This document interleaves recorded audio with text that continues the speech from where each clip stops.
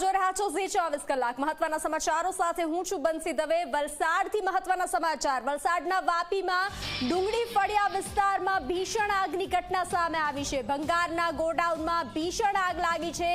એક ગોડાઉનમાં લાગેલી આગ આસપાસમાં ફેલાઈ હતી। આસપાસ આગ પ્રસરતા 12 ગોડાઉન બળીને ખાખ થયા છે।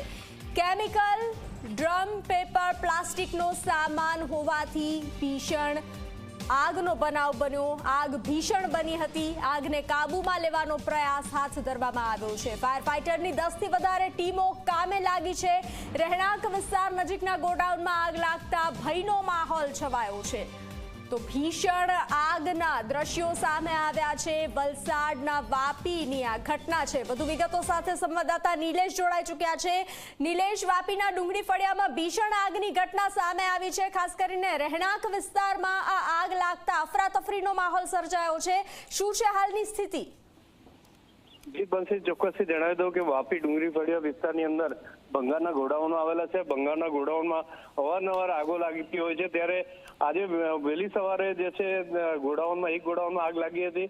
ત્યારબાદ એક પછી એક 12 ગોડાઉન જે છે એની અંદર આગ ફેલાતા ભીષણ આગ ફેલાઈ ગઈ હતી અને આસપાસના વિસ્તારમાં રહેણાંક વિસ્તારમાં લોકોના જીવ તાળવે ચોંટી ચૂક્યા હતા અને 10 થી વધારે ફાયર ફાઇટરની ટીમો જે છે એ આવીને આગ પર કાબુ મેળવવાની કોશિશ કરી હતી।